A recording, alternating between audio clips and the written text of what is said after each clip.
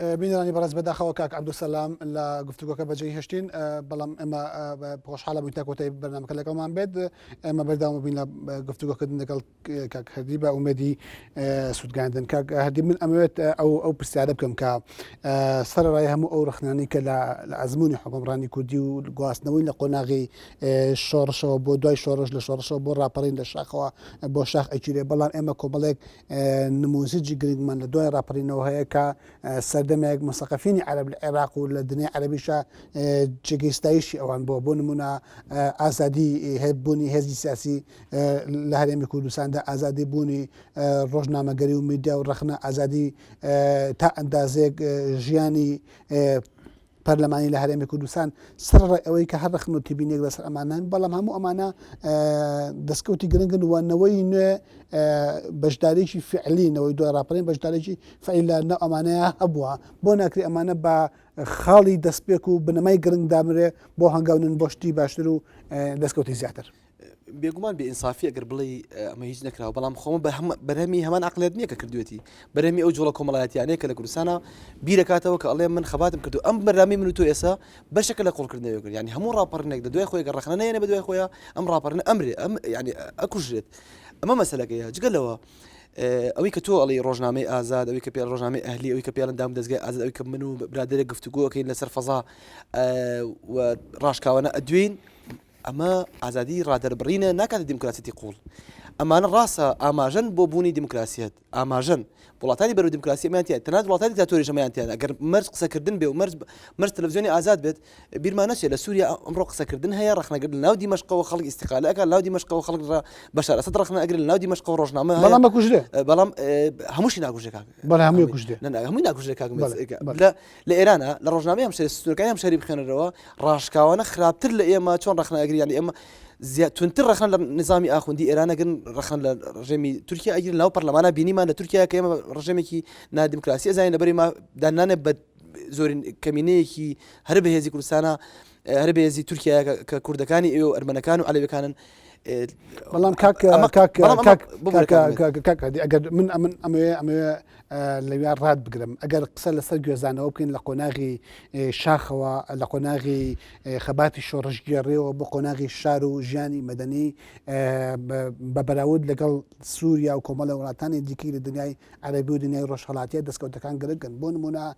لە سووریا کە ئینقیلابات ڕوودەدا تەنها یەک دەستگای میدیایی سەربەخۆ یەک دەستگای میدیایی ڕخنەکرد تەنها یەک ڕێکخراوی پیشەیی تەنها یەک حیزبی سیاسی لە تەواوی و خاکی سووریانە بۆ پێش خۆپیشاندانەکانی بەهاری ساڵی ڕابردوو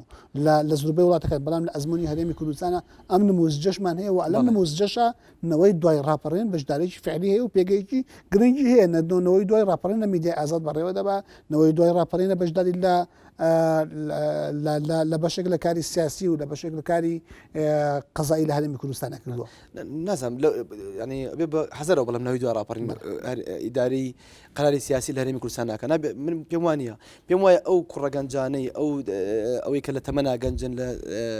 ئەچنە پێشەوە قەراری سیاسی وەرەگرن ئەمڕۆ ناو حیزبە دەسەڵاتدارەکانە پلە و پۆستیانەیە ئەمانە نوێنەرایەتی ئەو جی لە ڕخنەگرە ناکەن کە خەونی ئازادی و خەونی دیموکراسی خۆن بەڵام من قسم لە چی من نامێ مقارنێکم بە سووریا بەس ئەڵێم قسەکردن مەرج نییە بۆ ئەوی کە بیسەلمێمە تەنها دیموکراسیە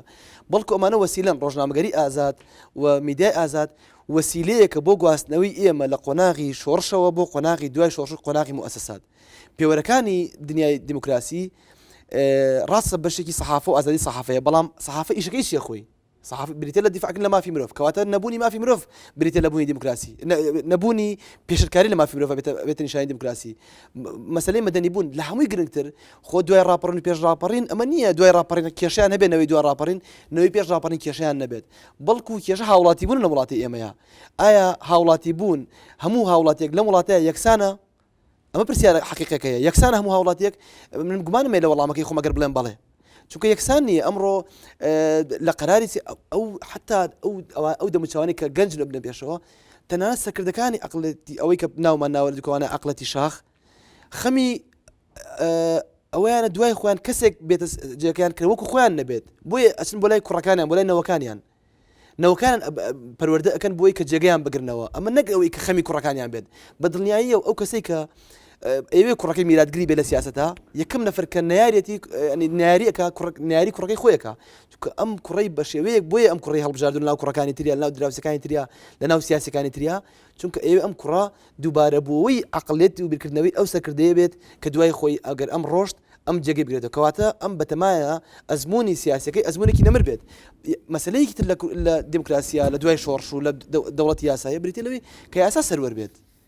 یاسا سەروەر بووە ئێمە هەفتانە خەبەرە بیسین فڵان لادێ لەبەر کێشەی کۆمەڵاتیان بەیەکا و ئەوەنە کەسیان لێ شەید بوو ئەوەنە کەسیان لێ کوژرا فڵانە تۆمەتبار هەڵهات فڵانە تاوانبار دەسلیم نابێت فڵانە هێز پەنای فڵانە تۆمەتباریاوە کە حکمی خایی بەسەرا درراوە تەلەڤیزیۆنەکە ئێوە تەلەڤیزیۆنەکانی سەر بەسڵاژ ئەم هەواڵانە ئەبیستین جگەلەوە کارابوونی کاری پەرلەمانی لەناو پەرلەمانە ئەو خەڵکانی کە ئەندامی پەرلەمانن لێگەڕێ گریمان حکوومەت باوکی ئۆپۆسیۆن نیە گریمان ئۆپۆسیۆن کوڕی ئەم وڵاتە نیە گریمان ڕەخنەگرەکان کوڕانی شۆڕژنین و ئەبێ لەناو برێنەوە چۆنی عقوبیەکان کردیان با گریمان ئەمە بکەین لە دوای شۆڕشی فەڕەنسی باشە خۆ کارنامەیەکەیە هەر لیستی کوردستانی بۆ نمونە پەیمانی پێیاوە کە ئەبێ لە حکوومەت و لە ئەجەندای سەرۆکایەتەکانی پەرلەمان و حکوومەت و سەرۆکایەتی هەرێمە جێبەجێ بکرێ بۆ ناچن بە دوای کارنامەکەی خۆتانە مەسەن بۆ ڕەخنە ناگرن لە کارنامەی خۆتان ئەمەیە عەقڵەتی شاخ ڕاستە دەموچاوی گەنجانیان هەیە بەڵام ئەم دەموچاوە گەنجانە ئیش لەسەر سەلماندنەوەی ئەو خەونانەی پێش ڕاپەڕینەیە گرنگترینیان ئەوەیە کە تۆ مؤشراتی ئازادی کە یاسا و هاوڵاتی بوون و دموکراسیەتی قۆڵ بە مانای کللتور کە تۆ تەداولی سوڵتە بکەی بەلاتەوە تەبیعی بێت سێجارتی سەر پۆستێک دوای دەرنەچوی بگەڕێیتەوە لە تۆ پرسم تەحملی ماکەن ئەمە کێشەکەی بڵێ بەڵام حەسناکی چارەسەرکردنی ئەم دۆخە سیاسی لە هەرێمی کوردستانە هەیە ئەم ئەوەندەی پێویستی بە دموکراتیزەکردن و بە سیستماتیزەکردنە بەقەت ئەوە خۆی لە بەشداریکردنی نەوەی دوای ڕاپەڕین لە ناو ژیانی سیاسیە نابینێتەوە یعنی ڕخنەکە لەوە نییە کەنەوەی دوای ڕاپەڕین بەشداری نەکردووە ڕخنەکە لەوەیە کە هەر ئەساسن ئەم سیستەمە لە بنەڕەتا سیستەمێکە وەکو پێویست دموکراتیزە نەکراوە یعنی ئەشێک گەنجێک تەمەنی 25 ساڵ بێ نەک کوڕی سەرکردێک یا کوڕی دەپرسراوێکی سیاسی یا خاوەن خەلفەتێکی سیاسی بێ لە ڕووی بنەماڵ و هێز و خێڵ و ئەو بابەتانەوە بەقەدەوەی هەر بوونیەی ئەم جیلە شتێکی جیاواز نییە لە ڕووی سیاسی و دنیا بینیەوە کە ئامادە بێت دەسەڵات جێبێ لێ ئامادە بێ ئاڵوگۆڕی ئاشتانی دەسەڵات بکە بەڵێ ئەمە کێشەکەیە خەونی پێش شۆڕش هەمیشە خەون بینین لە شۆڕشە زۆر ئاسانە زۆر خۆشە خەونی شۆڕش بینین خەونێکە هەمومان چێژی لێ وەرەگرین کە لە کاتی شۆڕشە بەڵام خەونشکاندن دوای شۆڕش دەست پێەکە بەمەستمە چی خەونشکان تۆ لە دوای ڕاپەڕن هاتووی ئەبێ ئیش بکەیتەوە لەسەر بیناکردنەوەی بۆ من تاکی کورد ئەمەی تۆ وەڵامێکی دقیقە من ناڵم گەنجانی دوای ڕاپەڕین گەنجانی دموکراسین گەنجانی پێش ڕاپەڕ ینی جیلی پێش ڕاپەڕین و جیل شاخ نادیموکراسی نامن ئەم تەعمیمە ناکەم بەڵام ئەڵێم ئەو بەرپرسانەی کە دوای ڕاپەڕین هاتن بەرپرسیارەتی ڕاپەڕینیان هەڵنەگرت بە چ مانایەک لانی کەم لە پەروەردەیە ئێمە لەم پەروەردەیە نهاتین بنەماکانی دموکراسی کە خەونی ڕاپەڕین بوو قۆڵیکەینەوە ئازادبوونی خوێندکاری کرد لە پۆلەکانات قۆڵیکەینەوە پرۆگرامەکان ئازادکەین لەو بە سیاسیکردنەی کە لە سەردەمی بەعسا بەردەوام بوو و پاژماوەی ئەفکاری ساتح الحوسەریە کە بریتە لە دروستکردنی شۆڤینیزمی عەرەبی لەسەر ئاستی عێراق و عروبە وەک پلەیەکە سەیری هاوڵاتی عێراقیەکە لە پەروەردەیە ئەمیشەمان نەکرد لە دادگایە ئەمیشەمان نەکرد چونکە دادگا لە حکوومەتی عراقی بە درێژایی تەمەنی سەردەمی بەعس حکوومەتێک بوو سێبەری شۆڕش بوو خۆتە زانین لە بەرگی کتێبەکان نووسرا بوو ئەم کتێبە دیاری شۆڕشە بۆ تۆ قیادەی قوتری وڵاتی بەڕێوە بر کە قیادەیەکی سەوری بوو باشە دوای ڕاپەڕین ئەی تۆ چی کرد لەسەر ئەمە تۆ ببیت ئەم سیمانە بسڕیتەوە ئیشی دوای ڕاپەڕین پلەیەکەم بریتە لە ناسینی بەعسیزم ناسینی بەعسیزم بۆ مانای ڕیشەکانی بەعس لە پەروەردەیە بناسی لە هاوڵاتی بوونا بیناسی کە ئەو هاوڵاتی پلەیەک و پلە دووی هەبوو لە سیاستکردنا بیناسی کە ینی پراوێزی خەڵکانی تر نەخەی لە کورسی و چالاکردنی پەرلەمانە بیناسی و لە قبوڵکردنی تەداولی سوڵتەیە بیناسی نخبەی سیاسی ئێمە کێشەکەیان ئەمەیە گەمە دیموکراسیەکان بۆ ئەوە ئەکەن کە شەرعیت بنەوە بەخۆیان من بۆیە ینی ئەم قسەیە لە بدایەتی بەرنامەکە شاوتم بەداخەوە شەرعیەتی ئێسەی ئەم حیزبانێکە لەسەر حکم شەرعیەتەکەیان لە سنووقەکانی دەنگدانە هەڵە بژاردووە چونکە کاتێک ئەتوان بە ئێمە بڵێن لە سنووقەکانی دەنگدان هەڵمان بژاردووە کە دەستگاکانی دەسەڵات کە لای حکوومەتە وەکو پۆلیس و ئاسایش و ئەو دەستگانێنانی کە ئەم ڕۆژ ئیشەکەن ئەمانە دەستگای نیشتیمانی بن بەڵام کاک بەڵام ئەمان تەدەخولەکەن لە هەڵبژاردنەکانە و تو ناتوانێت ئێستا بڵێ من دوو لیوام هەیە گەڵم دەنگنەیە بە من بە دڵنیاییەوە ئەم لیوایە نانبڕاوە بێ کە نانبڕاو بێ ئامادە نییە دەنگنە بۆیە قسەکردن لەسەر هەڵبژاردننی نەزیک قسەکردن لەسەر بوونی مؤسسەی نیشتیمانی بەر لە هەڵبژاردن بەمە دیموکراسی بێتە کللتور کە من هێشتا پێم وایە کللتور نیە تەنها بریتە لە سواغدانێکی دۆخی دوای ڕاپەڕین بۆ ئەوی کە دیموکراسی بێت مناڵم هەنگاونراوە بەڵام ناکرێت لێ بێ دەنگ بیت ئەم هەنگاوەکو مناڵە گوایە لەسەر لێواری دەریایەک ئەگەر ڕخنەی لە دوای ڕاپەڕین نەگرین و پرۆسی ڕخنەگرتن بەرداوام نەبێ لەم عقلێتە بە دڵنیایە و مناڵەکەمان کە ناوی ڕاپەڕینە ئەکەوێتە ناو گۆماڵ کاکردی یەکێک لەو ڕخنانەی کە لەم جۆرە تێزانە گیرێکە بەدامەزراوەیکردنی هەموو دام و دەزەکانی حکوومەتی هەریان بە نیشتیمانیکردنی بە دیموکراتیزەکردنی ئەلمەنەکردنی بە ئەو ڕخنەی کە لەم جۆرە تێزای گیری ئەوەیە کە ئەم جۆرە بیکردنەوەیەکی ڕادیکاڵاوە پێی وایە دەبێت بە هەنگاوێکی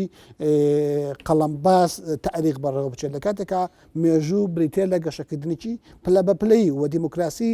لە حزەیەکە لەدایک نابێ بڵێ ئەو کۆمەلگای دیموکراسی کە لەدایک بوو هەموو کۆمەلگاکە بوو بە دیموکراسی بەڵکو هەنگاو بە هەنگاو دیموکراسی کەشاکەوە لە تاریخی ئەوروپا لە تاریخی ئەمریکایە لە تاریخی هەموو ئەو وڵاتانێک ئەمڕۆ بە دیموکراسی ناستاون بە کۆمەڵی قۆناغی مێژووی دیموکراسی چەسپاوە بۆ چاوەڕێ ئەوە ناکرێت کە دیموکراسی لە هەرێمی کوردستان بە مەساری تاریخی خۆیان بڕوە هەنگاو بە هەنگاو ئایا ئێستا ئەزمموی دیموکراسی لە هەرێمی کوردستان لە سەردەمی شەڕی ناوخۆ باشتر نییە ئایا قسەکەم لە سەرەمەیە ئەم پلەبەندیە هەنگاوێکی گرنگ نییە بۆ ئەوەی کە وەڵامێکی پێویست نییە بە گەشەکردنی دیموکراسی لە کوردستان ئێمەشڵی با ڕاپەڕین بە گەشەکردین تەبیعی خۆیان بڕەوە بەڵام هێزگەلێکەیە کە ڕێگەنایە بە گەشەکردین تەبیعی خۆیان بڕەوە ئێمە نەماوەتەوە بە سەکردەکانی مەکو جۆرج واشنتن من دوای 8 ساڵ لە دوای 8 ساڵ لە سەورە کورسی حکوومەتی بەجێ هێشتوتی سەرۆکایەتی ئەمریکا ناکەم نەمانوتەوە شۆڕشی ئەمریکا بکەن کە دوای لە خولیەکان باڵبژاردن بۆەوە دواتر حکوومەت دیموکراسی بەرەما تا ئێستا کودتایەکی ڕووینەوە ناڵێن داوای ئەم شتە گەورەدان لێ ناکەن دڵنیان عقلەتی پەروەردەکراوی سیاسی و کۆمەڵایەتی هەرێمی کوردستان بە هەمومانەوە بەرهەمی هاتووی ئەو دۆخەنیە لەمە گەڕێ بەسی هەزگەلێکەیە نایوێ ڕاپەڕنەک و مێژوو سیرکەیت وەکو ڕابردوویەکی پەرشانازی سێریکەیت بیرمان نەچێ ئێمە لەسەر ئاڵوگۆڕی لەسەر ترازاندنی وێنەیەک لە دیوارێک و بە دیوارێکی تر هەفتەیەک خەریک بوو شەڕی براکان دەست پێ بکاتەوە لەسەر ترازاندنی وێنەیەک یعنی ئەمە خاڵێکەمە کە بریتێ لەوەی کە ئێمە ڕاپەڕین وەکو مقدس سیر نەکەین ینی پێش ڕاپەڕین بەڵکو وەکو هێزێک لە مێژووە هەروەها ئەم بەرپرسانێک کە دائێنێت حکوومەت لە حزب بەهێزتر بێت داوای بەهێزکردنی حکوومەت دەکەین نەک بەهێزکردنی کاتی بەرنامەکەمان تەواو بوو زۆر سپاس بینەرانی بەڕێز خۆشەویستانەوەی کە گوێتان لەبوو گفتوگۆکردن بوو سەبارەت بە نەوەی ڕاپەڕین و نەوەی پێش ڕاپەڕین لە هەرێمی کوردستاندا بە میوانداری هەرێک لە بەڕێزان عەبدولسەلام بەرواری ئەندامی پەرلەمانی کوردستان کە بەداخەوە لە گفتوگۆکەدا بەجێ هێشتن و بەڕێز هەردی مادی مامۆستای زانکۆ سوپاس بۆ ئەو تام کاتە بینەری پرۆگرامەکەمان بوون زۆر سپاس کاتی زۆر سپاس بۆ جەناب زۆر سپاس